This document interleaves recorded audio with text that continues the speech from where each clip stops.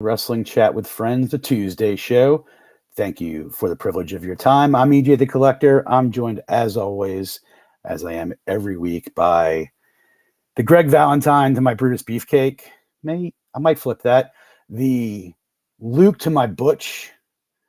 The Dan Spivey to my Rick Martel. Dan Spivey to my who? Tito Santana. Sid Vicious. TG. He's not maximum male model TG. He's not big Bronson Reed TG. He's medium TG. What's going on, bud? Things are good. The medium actually refers to my clairvoyant abilities, not my size. No. Do you ever stop and think about, like, what was the meeting like when they settled on, we need a nickname for Bronson Reed. Let's brainstorm some ideas. And this then has happened to a couple of superstars who've gotten these little tag names on top of their name. But with the other ones, at least it's okay, Dirty Dom Mysterio. There's alliteration. It's kind of fits. I mean, Big Bronson Reed, obviously it fits, but it's extremely on the nose and the opposite of creativity. Whoever came up with it and put it in the script for the first time, did they run it by anybody? I don't know. We're talking about tag teams as we introduce each other. You got a favorite all-time tag team? 2 or 3 all-time favorite tag teams? Great question. I think that the reason it's hard to answer is because I sort of separate tag teams into, so a tag team that goes on to be like have a single star or 2 single stars come out of it. I think retrospectively it kind of puts them in a different light. I will say this. Your favorite, the ones who entertained you the most, that you cheered for the most, one the best things to have, the ones you wanted them to have the spotlight. Might be the New Day. I really like the New Day a lot. Really? Yeah. Might be the New Day. I think my favorite tag team to watch work in recent years is the Revival / FTR. I really liked it. You don't have an old Dirty South tag team from pre-1990, nothing like that. I mean, for me, top of the name. I mean, I've said it probably lots of times. Rock and Roll Express. It was my formative years, 10, 11, 12 years old when I was getting to wrestling. They were the hot act. That's what I was in that period of time desperately into. And so much so that, at age 47, my brother got me a cameo from Ricky Morton. So, or vice. I've seen the Rock and Roll Express work live from about, I mean, I was in the front row. So but it was like an indie show in 2010 or something. Yeah. Yep. I know. And so, when they were in their heyday. In their heyday. Anyone who's out there who's watching this, notice we do not have Kelsey tonight. She took an opportunity to go back down to the Nightmare Factory to get some training in because she has scheduled herself a match for December. More information on that from her when she comes back next week. But tonight we got a bunch of topics. We're going to go kind of McLaughlin Group style, kind of issue 1. And these are in no particular order, but we're just going to kind of go from random importance. Okay. A few months ago, Cody, issue 1. Cody brings Jay onto Raw. Jay had quit the Bloodline, quit SmackDown. He's brought back. But in order for that to happen, someone has to get traded from Raw to SmackDown. Been teased for weeks. This past Friday on SmackDown, which did roughly 2.5 million viewers, monster number, that person was revealed. A little bit of a curveball for me. Didn't think about it. It was Kevin Owens, the Sammy KO experiment that we had kind of talked about previously as to what to happen with them. That has been solved. He's over there. Caused some consternation for the Bloodline because Kevin Owens is always a thorn in everyone's side. Kind of caused some consternation on Raw because Sammy felt a little irked by that too and sort of kind of blamed Jay even though they made up. The question though is, TG, who wins that trade? We talk about it in sports all the time. Who wins that trade? And if it's a different answer, who benefits from that trade? I feel like no matter what I say, you're going to yell wrong at some point, and then I think that I agree with you. Kevin Owens would not have been a guess for me about who was going to move over, just because I felt like they had sort of locked into this trajectory of a Survivor Series, probably War Games match. And so I figured, they'll keep the respective parties sort of everybody's on Raw. It'll make sense that they'll just continue on down this path. And that's not what happened. I think this is good for a lot of everybody involved. I think benefits. I think it's obviously been good for Jay so far, who really is. When he was originally dubbed Main Event Jey Uso, it was a little bit, I don't want to say tongue in cheek, but obviously within storyline, it was part of Roman's manipulation of him. And so it wasn't, even though he was technically in some main events on SmackDown, etc. It was sort of a plot device, and it wasn't necessarily meant sincerely. Well, now he really is like a guy who's on his own day in the main one-ish, event. Right. He's on his own. He is really legitimately getting a bona fide singles push out of Roman's shadow. Kevin Owens, I think him moving over to SmackDown is going to be great for him. I think it's interesting because if you look at his trajectory, and then I'll get to who benefits most from this, I think the answer may surprise you. If you look at his trajectory, right before the Bloodline storyline with Sammy in the mix really heated up and Sammy got really hot, Kevin had sort of been, with Triple H sort of ascendant on the creative side, Kevin Owens' luster as sort of a singles competitor had been restored. It wasn't that he was ever, had disappeared off the card, but he was presented a little more humorously and maybe not as a serious threat as he had been probably 2 years prior. And to be clear, Kevin Owens is still great in that role. He is a really, really great. See his partnership with Jericho. Right. His sense of humor is spectacular. But he also had not been a guy who was sort of in championship contention as he had been 2 years earlier. So him getting separated, I think, away from Sammy and sort of more recently being presented in a more serious light, although of course he does have great moments of humor, I think is going to be a great boon for him, and also instantly creates a new revived anyway challenge for Roman potentially down the road on SmackDown, maybe after he's done with LA Knight, etc., before we get to WrestleMania and however that's going to shake out. And we can maybe talk about that later. The biggest beneficiary, I think, of all this, Jay certainly benefits. I think Kevin benefits almost as much. I think after watching Raw, the biggest beneficiary of this is going to be Sami Zayn. Okay. And I say that because wrong. Exactly. I think his character, first of all, Sami Zayn I know that I'm not saying anything profound here, but he is a really, really, really good, just complete all-around professional wrestler. Yeah. Obviously very good in the ring, everything. But his range as a character can go all the way from the funniest guy on the show and like not a guy who's taken seriously as an in-ring competitor in kayfabe, but who could still be the most entertaining thing on the show, to the other end of the spectrum where he's a really compelling, interesting character. There are very few people in wrestling who can pull that off. And Sammy, I think, like when he's having these conversations with Jay, when he's having the conversations with Drew McIntyre, when he's cutting a promo solo in the ring, and all of those contexts, he is both entertaining and really, I guess, impressive in terms of his character work. Having him with Kevin Owens, fun as a tag team, glad they won the titles, all that stuff. It really kind of completed his story with the Bloodline. But I think now, for the first time, he is really going to have an opportunity, as he said, to be a legitimate world championship contender on Raw. Yep. And I think that, as hot as he got on SmackDown at the end of his time with the Bloodline, it was never, as much as we kind of talked about, was it possible? I think it was never going to be him, beating Roman Reigns like at a elimination chamber or whatever pay-per-view prior to a WrestleMania. Yeah. So now I think this is really We the talked time about it when, back at the time. That was the ultimate yep, break glass in case of emergency move.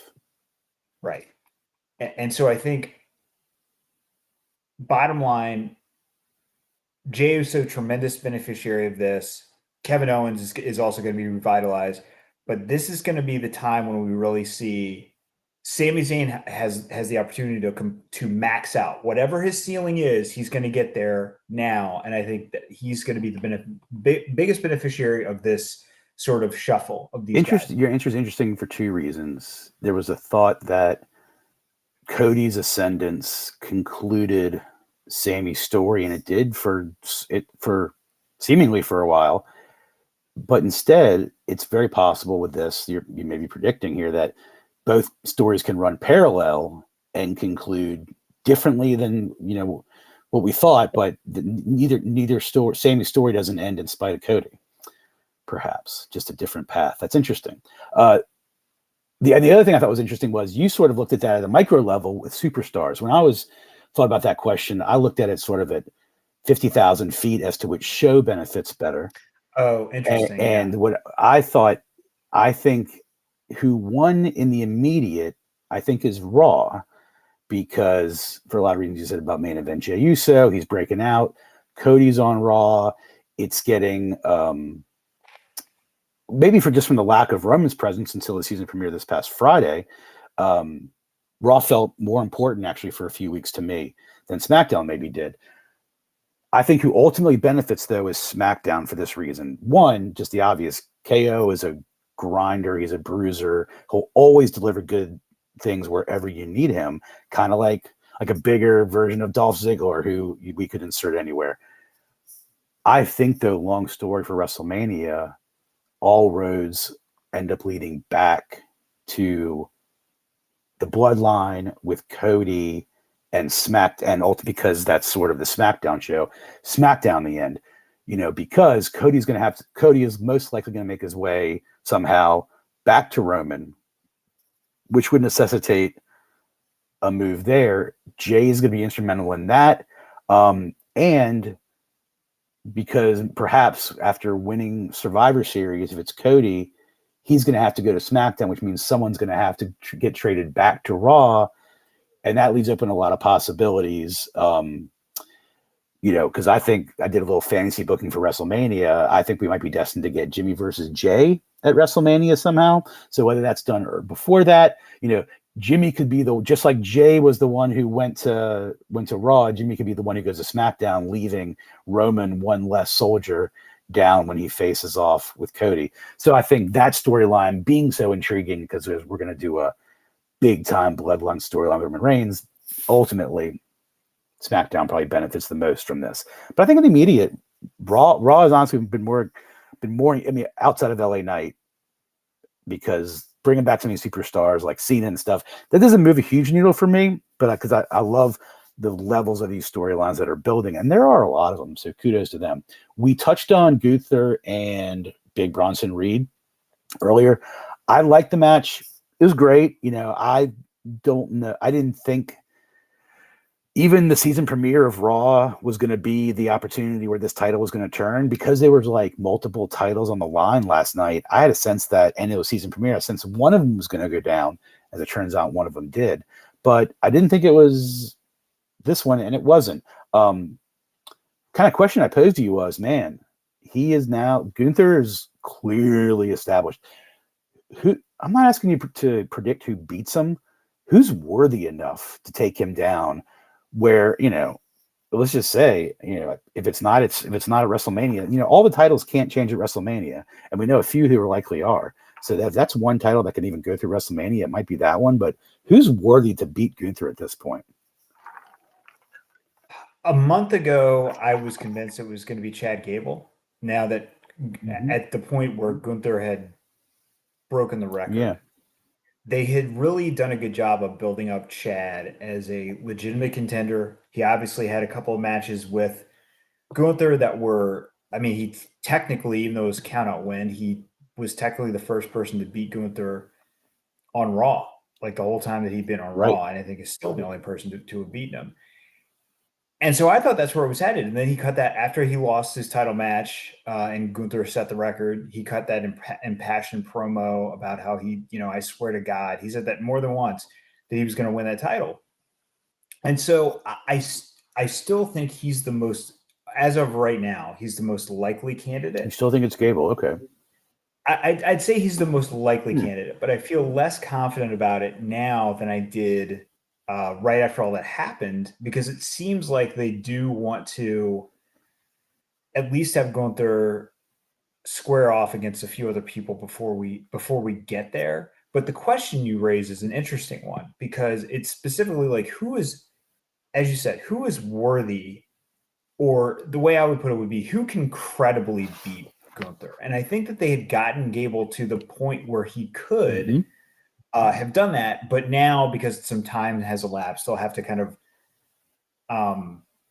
revive his momentum, I guess, before he works his way back to Gunther. So with that in mind, I mean, I think it has to be a babyface.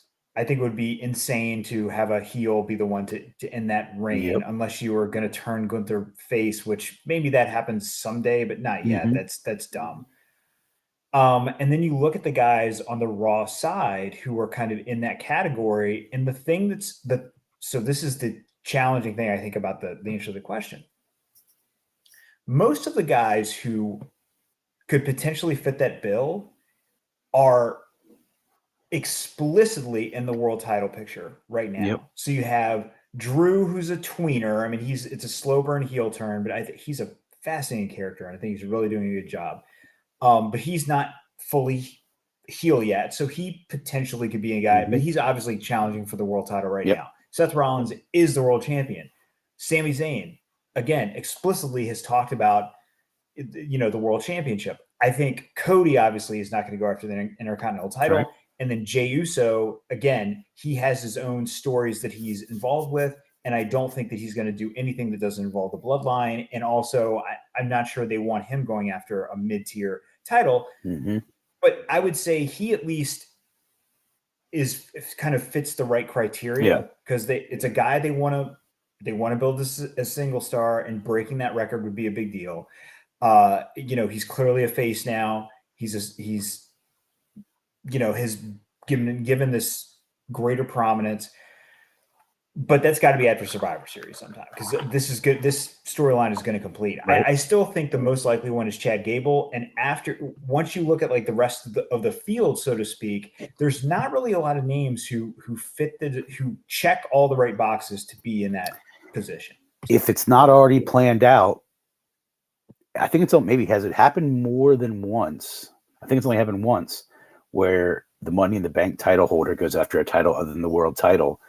Could they write a couple of storylines, tie something off weird that back themselves into a corner by accident, and have Priest go after that title to rip it off Gunther's for a record reign? It's hard for me to connect the dots that are necessary to get there for all of the reasons just stated. But he's another one. But he's another one well in that discussion. If he were a face, maybe. I just think that the fact that he has talked so much about cashing in on Seth or whoever the world champion is, and he's got all that stuff going on with the bloodline, or sorry, with Judgment Day, I think that it would be. I just can't see it. I mean, if you're gonna build to that, it would take months to get there. Probably you would have to have him be the guy who gets kicked out of the Judgment Day and still have the briefcase, which I feel like those two things together are unlikely to happen. Both. Well, I think ultimately I agree. We're not going to preview Crown Jewel yet. It's not this weekend, but I think that's never stopped us before. We've talked about shows, I think, even after they've happened that we didn't know were happening. You're right. Drew beats Seth, kind of like finished everything Drew's been sort of leading up to. Drew beats Seth, Damian cashes in. Do you give Saudi Arabia a Money in the Bank title change at the expense of a Seth Rollins law? Because you're going to have to do something with it, most likely. And they have started building up Damian being antsy with that briefcase. So they're they're both building up Drew and Damian. So like, I think the Seth Rollins revitalization you talked about, is in a safe enough place where that can happen. I agree with that. I think that we've now reached the point where Seth has held that title long enough, has beaten enough challengers, and has really been pushed as a number 1 or 1A level star, that he's fully rejuvenated. And in addition to that, you would be fine having somebody win the title at this point. I think the big question I have is here's what I'm confident about, I think, about Crown Jewel, without doing any kind of preview of it. I think that's where you're going to see the payoff. No later than Crown Jewel, you're going to see the payoff or the explanation for what is going on between the Judgment Day and Drew McIntyre, specifically Rhea and Drew McIntyre. Because of the European flavor? The overseas flavor? Or because it's just time to pay that off? Just because that's where his title match is. Okay, gotcha. I think something is obviously going on. They've alluded to it sort of implicitly and explicitly now on Raw. Mm-hmm. And it could be a number of different things. It could be anything from, like what Seth accused. That was another great segment. Both those guys were really good on Monday. It could be what Seth suggested, which is you're so desperate to win and still stinging from what Bloodline did to you at Clash of the Castle, that they are basically, you've made a deal with the devil. It's an insurance policy. You're going to enlist their help to make sure that you win. It could potentially be that. It could be something else where, the Money in the Bank, like he promises someone in Judgment Day the first title shot after he wins or something like that. It could be something involving the briefcase. Who knows? In a big swerve, it could be something where Drew has agreed to just take Seth out and then paving the way for a cash in, which wouldn't entirely make sense, but also would. I could see how they could do it. Yeah, that seems like more of a storyline from the 90s where Drew shows up in a suit and tie the next night on Raw and accepts a briefcase full of money. But yes, I think all those are reasonably possible. I think it would be, in this case, it would be more not about like him getting paid off by the Judgment Day, but more about like him really resenting Seth. And so then you work to a longer term program with those two guys, potentially without the title in play. And then, that gives them something to do. Damian Priest has the title, maybe. Mm-hmm. I think that's unlikely. Yeah. I don't think in storyline that he's made that kind of deal, but I'm just saying whatever is going on, I think we're going to get a big step or the full explanation or demonstration, I guess, at Crown Jewel. As McLaughlin would say, wrong. McIntyre will win the title and hold it until WrestleMania. Okay, moving on. Man, okay, so here we go. So she debuted, I think, at NXT getting out of a car. Jade Cargill. Are we counting that as a debut? Yeah. First time on camera. First time on camera. How about here's a different word. Strike the word debut. Introduction. Yes. Okay. Introduction. Mm-hmm. Introduction. Jade Cargill at NXT did a similar type and met by Triple H, COO of the company, head of creative. Following week, I think, was Fastlane. Did another car intro. Grand. They basically stopping traffic to bring out Jade Cargill, meet Shawn Michaels.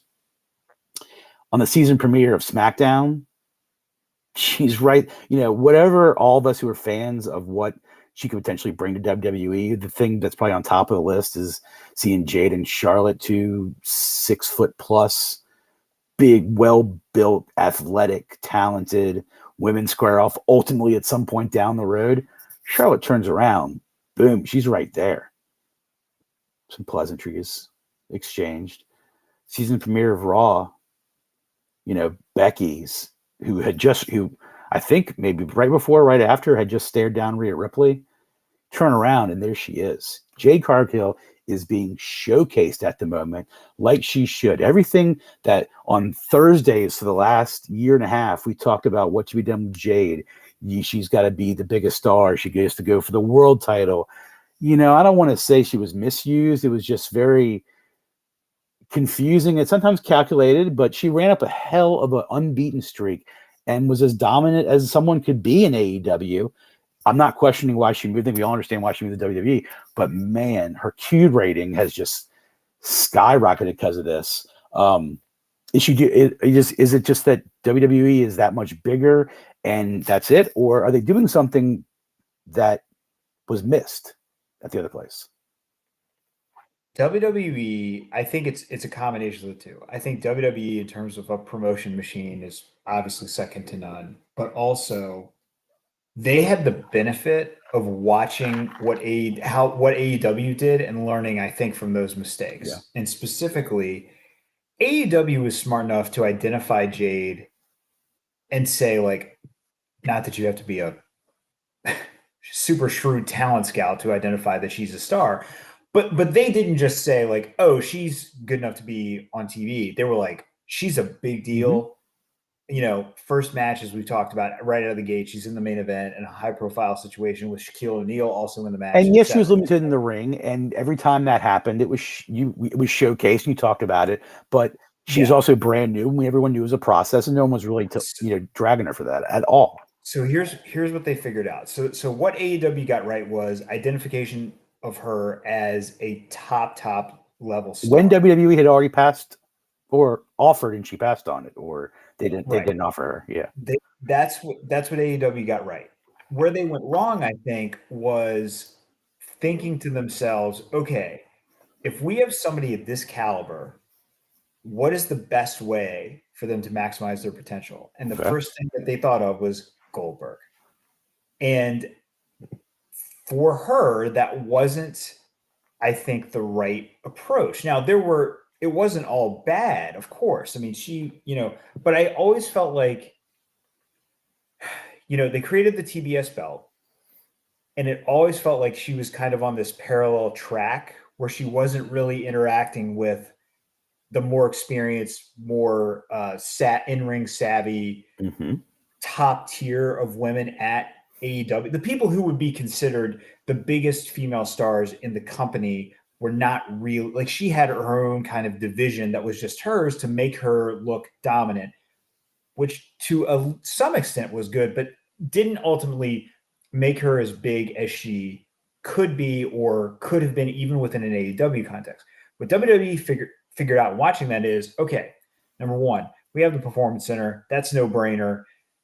Get her skills up to speed. But also, two, they have gone completely in the other direction, I think smartly, in terms of how do we introduce her to the audience? How do we, the TV audience especially, what is her presentation? And so what have they done? They've done two things that are, I think, critical. Number one, she hasn't been in front of a live crowd yet and hasn't had a match yet, which is smart. Number two, every time she has appeared on TV, it has been with somebody who is in that tier on the WWE side of the best that they've got. That's right. And that is, it's so far they have done everything right. And I think they have not had her in front of Rhea yet, but yes, Charlotte and Becky. Right. So and also interacting with Shawn Michaels and Triple H and people like that who are not only associated with creative, but also are some among the biggest stars perceived in charge of the product. Correct. But also, in addition to that, are perceived as, not perceived, are correctly associated as some of the biggest stars of the last 30 years in wrestling. That's right. So all of those things are, I think, essential and correct ingredients into getting her where she needs to be. So here's my question to you, though, and I was thinking about this as well. So you just outlined, the steps that have happened so far in this process, and it began with I think another correct step, which was the first presentation of her was she's at the performance center, she's training, blah, blah, blah. So again, that lays sort of implicitly lays, without having to say it out loud, lays this groundwork of we know that she needs to improve in terms of her in-ring abilities. We're not going to say that. We're not going to criticize her, of course. But what we are going to do is signal to the audience that this is kind of priority one, to lay this groundwork for her to be, at the level of these stars that we're kind of pairing with. So here's my question to you, though. You laid out correctly all that stuff. Yeah. And it's happened over the course of, a few weeks. Fastlane, then SmackDown, then Raw.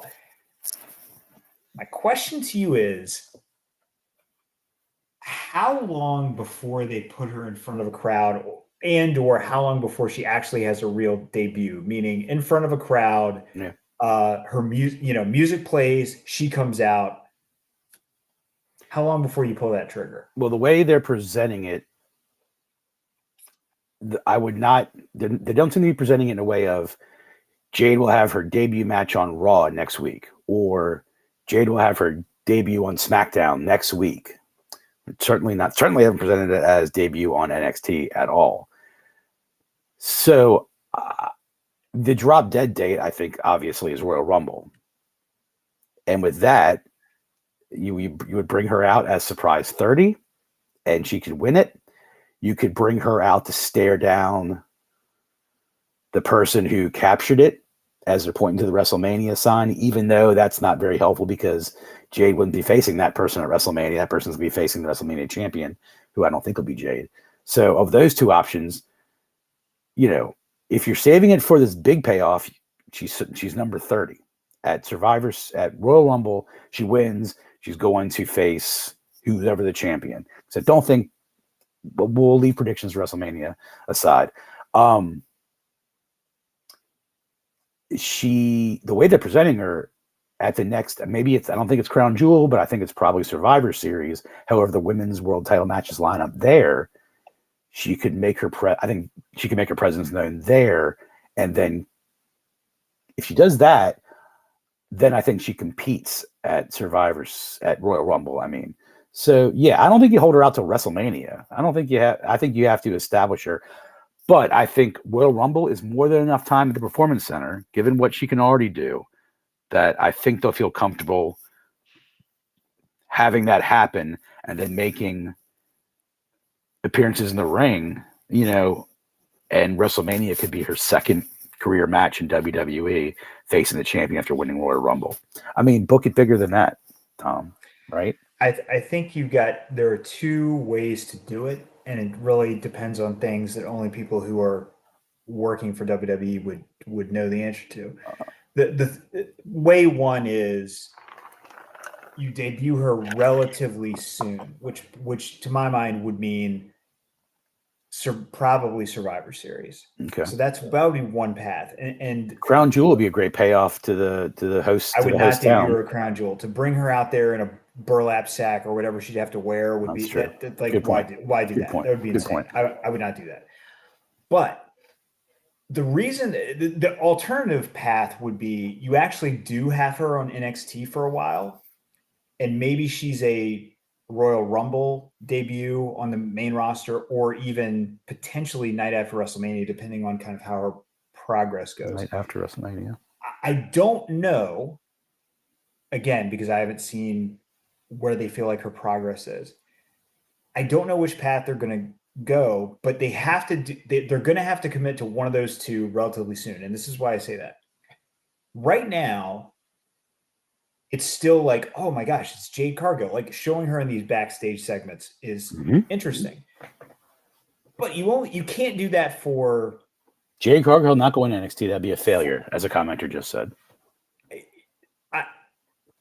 And that's what I've been saying for a while. I don't think you can put her on NXT, which is why I think it's more likely that she is going to debut on the main roster. The only thing that I think could change that plan is if they see her in the Performance Center and they're just like, she needs seasoning. She needs a lot of work. We can't put her on the main roster yet. It's going to be a 6-month project to get her there, and she'll get there, but we got to wait. But here's the thing. What you can't do is everything up to now has been done great. Yep. But you can't just have her keep appearing in backstage segments for more than a few more weeks, and that's probably even pushing it. Because eventually people are just going to get antsy. Yeah. And that novelty is going to wear off. So I think probably the most likely path forward is you don't see her maybe you see her this week or something, but you don't see her maybe for a couple of weeks before Survivor Series, and then she makes an appearance there in front of a crowd for the first time, doing something, whether it's challenging a top star, cutting a promo, whatever the case may be. And I think that's probably the right mix. I think the idea of debuting her at Royal Rumble is very appealing.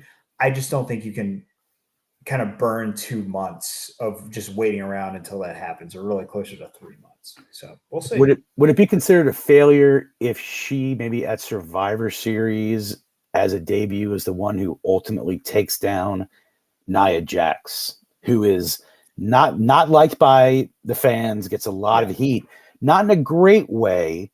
Nia Jax has some history. I mean, I'm not saying she has baggage. I think she's fantastic, but just like Nia, just sort of with fan interaction, she has hurt wrestlers. She's been accused of hurting, going off script a little bit. Yeah, she's not the fans' favorite. Never has been. I find her just fine. No, I was saying really to the fact that you think she's great. I think she's, right. Exactly. My point exactly. Maybe I'm being a little generous, but yes. So that payoff, when you've already seen her with Becky, you've already seen her with Charlotte, you can imagine those confrontations. You can envision Rhea, you can envision Asuka.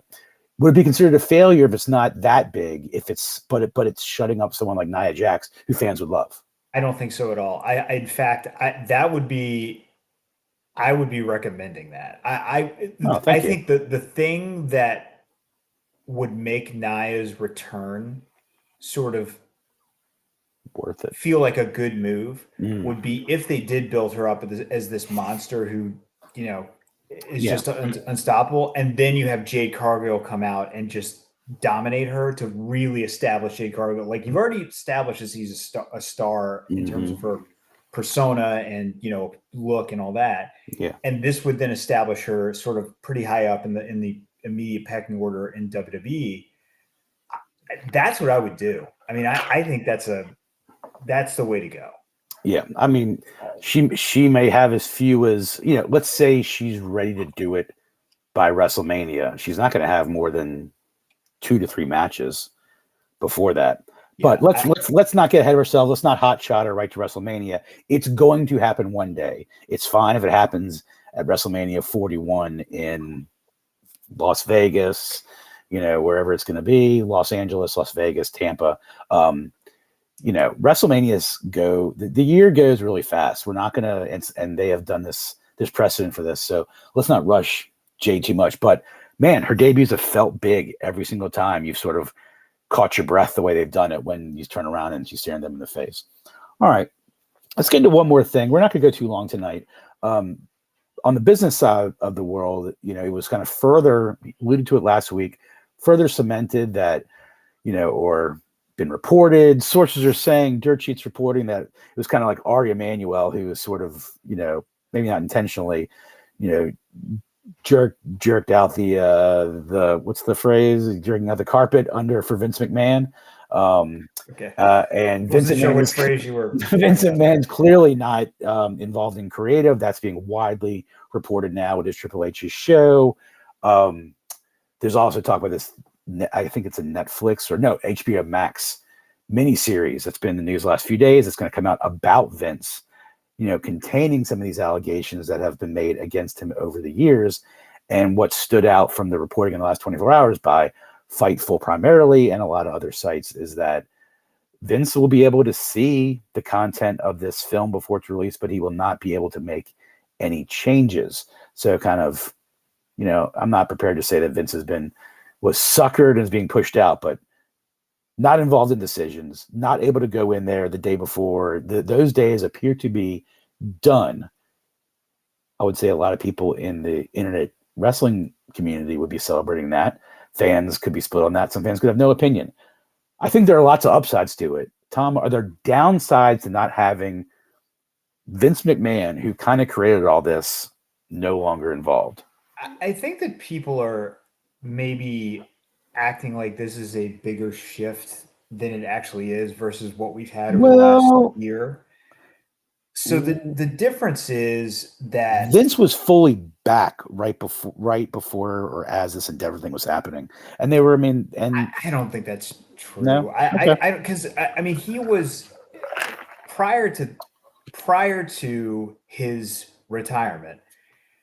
I mean he was still on site, approving everything, sort of very hands on, and even after he was back from his retirement, his involvement, like, yes, there were weeks when he was making like last minute changes to Raw, and that's going to end, or that has ended.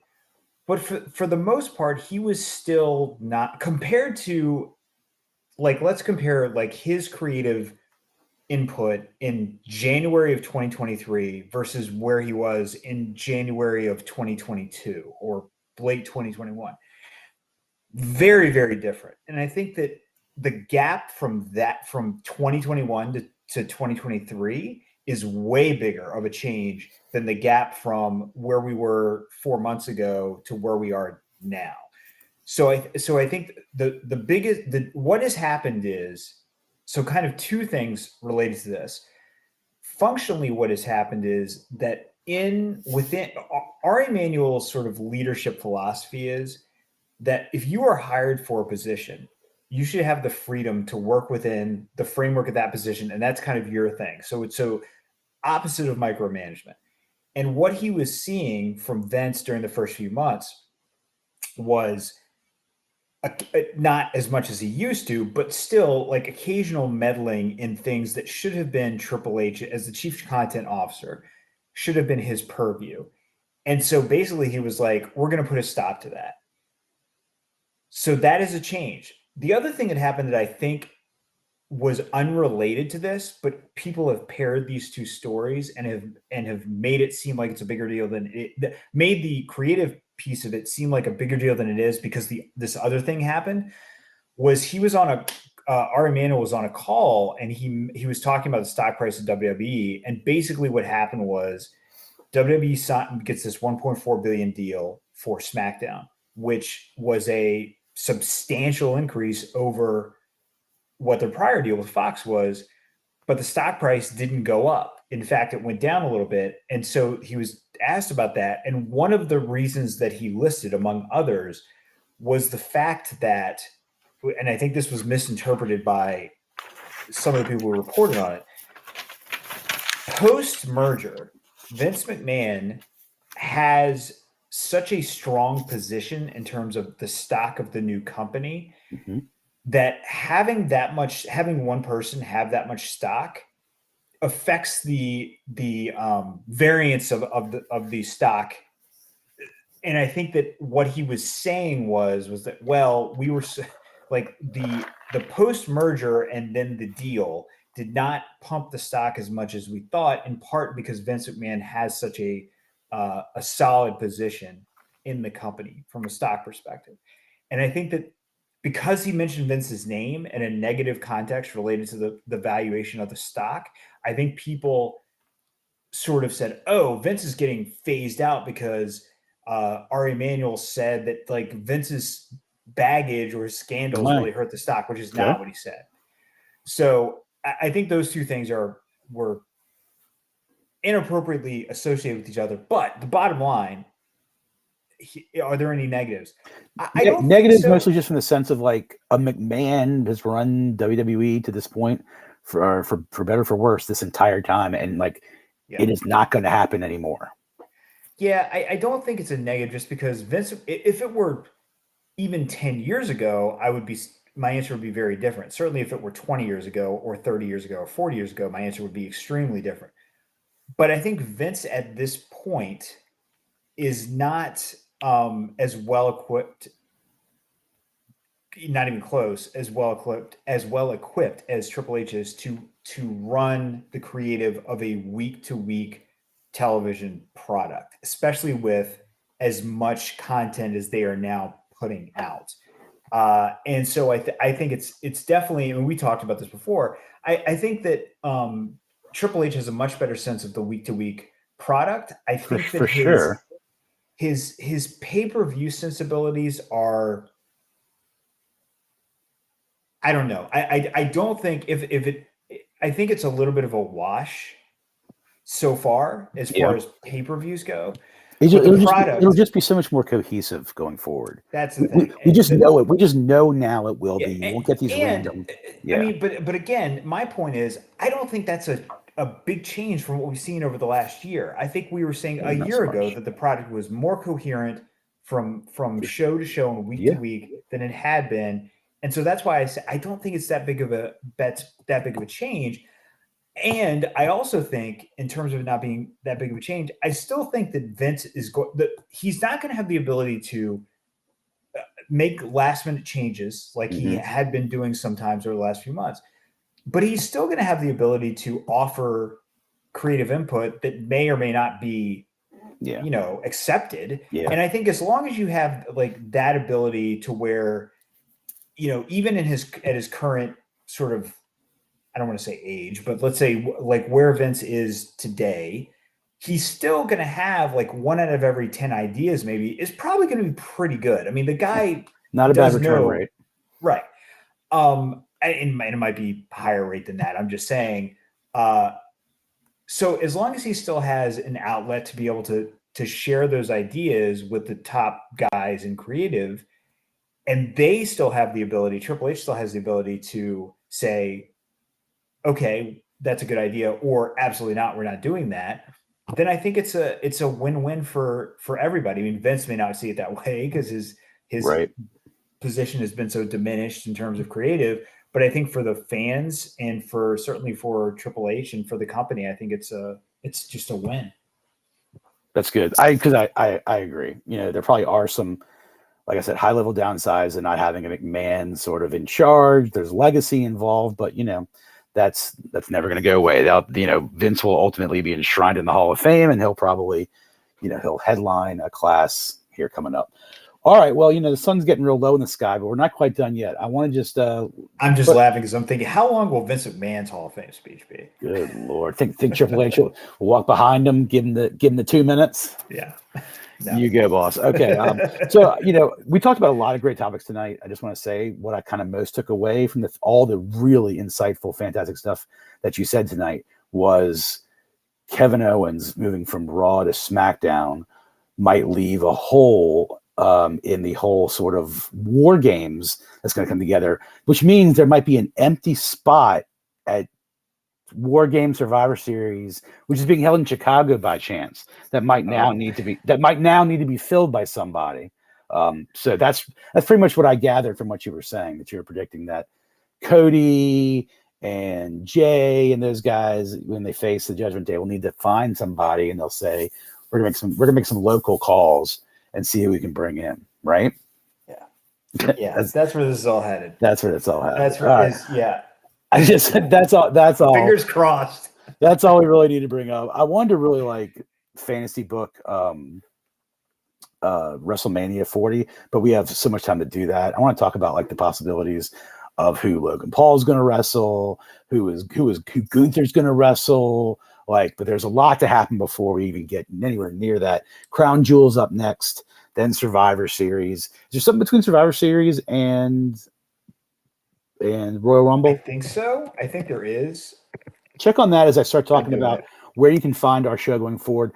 TG and I love doing the show. We love when Kelsey's on to get some wrestling from her. I love talking on Thursdays, AEW with Cheats.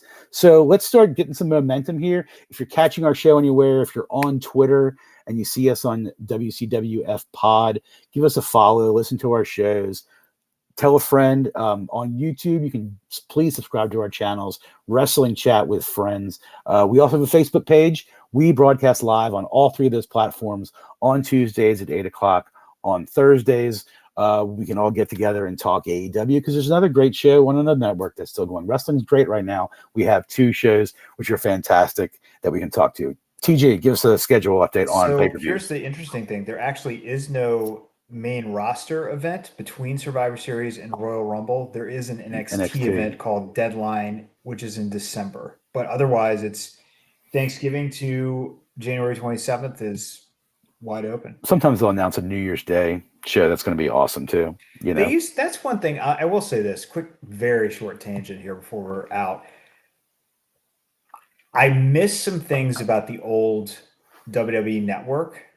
And one of the things I miss is the fact that they used to have some network exclusive, like they weren't pay-per-views per se, that you couldn't order them on cable or anything like that, but they were like special. Sometimes it'd be like 1 hour or 90 minutes or maybe 2 hours. And I was like, this is a great idea. Like putting essentially what is a glorified live event on as an exclusive for the network. That's the kind of thing that I was really looking forward to when they first debuted the network. I was like, back catalog of content, great. And then also some exclusive stuff that's only on the network. Great idea. That after the Peacock deal has gone by the wayside, unfortunately, but right. Peacock has the archives. Peacock still does. They still do the bump, right? They still do bump during the week. Yeah. But they also show that on YouTube, I think, but yeah, they have the archives, but what they do a lot more now are a lot of digital exclusives, backstage interviews that happen sort of after Raw and SmackDown that are only available either on YouTube or I guess maybe on Peacock. But yeah, they have gotten away from that. Here's a did you know that the WWE network as it used to exist before Peacock is still exists. It's just that in the United States you could use a VPN to get at it, but you can't get it in the United States because of the deal with Peacock. So like all that old stuff, old navigation system, everything, it's still there. It's just you can't access it. I still use the app when I want to look up a superstar list, and when I want to go to the shop, I'll go through the app. Oh, interesting. I thought the app got the network app is still. Huh. Here we go. Let me show you just real quick. This is fascinating television. It's still right there. Yeah. Well, I see the icon, but I mean, is it functional? The shop links. It just looks. It's just like bright white. Shop links to Fanatics. Superstars are still totally listed. Yeah. Updated and everything. And it says news. I can get news. When you press on the tab network, it says to watch network, go to Peacock TV and sign up. Yeah. But live events, priority passes. I knew that the like WWE.com and the mobile version still exist. But there's no way to get at like the search function for the network. The network, right? Right. Got it. Well, give us a follow, guys. Like I said, WCWF Pod. Thank you. Follow me at EAJRVA. Send me wrestling comments, questions. Do not attempt to contact TG on any social. He doesn't want you. No. And like I said, thanks to Kelsey. Good luck, Kelsey training. Can't wait to have you back. Thanks to Cheats in the booth. And I think that's it. I think we're going to tap out. So see you next week. Thank you for joining us. Wrestling Chat with Friends next Tuesday. Join us then. See ya.